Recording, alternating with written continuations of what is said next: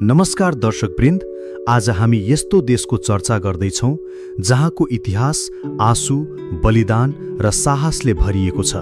त्यो हो इजरायल। सिर्फ 70 वर्ष अघि यहुदीहरूलाई भेडा झैं गरी हत्या गरिन्थ्यो।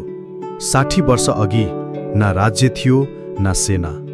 तर सानो यहुदी राष्ट्र बनेको केही घण्टामै लेबनान, सिरिया, इराक, जोर्डन, इजिप्ट, लिबिया र साउदी अरेबिया जस्ता 7वटा अरब मुलुकहरूले युद्ध घोषणा गरे। त्यति बेला इजरायलसँग बलियो सेना थिएन, हवाई जहाज थिएन, थियो त केवल विश्वास र साहसी जनताहरू जससँग जाने ठाउँ थिएन। हामी 6,50,000 यहुदी थियौं अनि अरबहरू करोडौं। त्यही अवस्थामा इजरायलीहरूले इतिहासको एक अनौठो अध्याय लेखे। संयुक्त राष्ट्रसङ्घले दिएको देशको 65% भूभाग मरुभूमि थियो, तर त्यस मरुभूमिमा पनि जीवनको बिउ रोपियो। 35 वर्ष अघि इजरायलले मध्यपूर्वका 3 शक्तिशाली सेनासँग लडेर सिर्फ 6 दिनमै युद्ध जित्यो।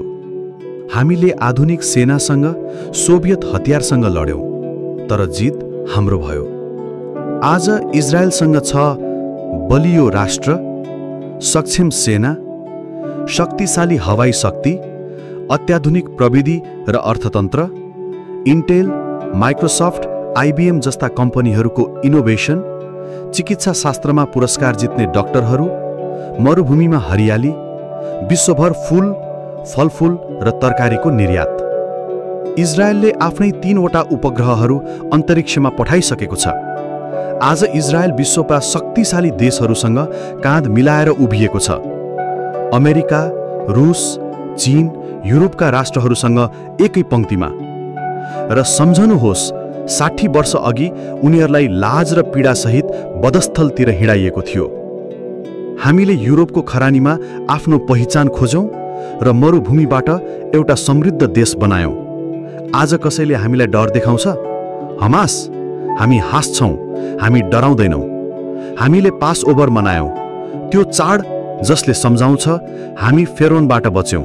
युनानीहरू, रोमीहरू, Spanish Inquisition, Russian pogrom, Hitler, Holocaust, 7 अरब राष्ट्र, सद्दाम, सबैबाट हामी बाँचेका छौं।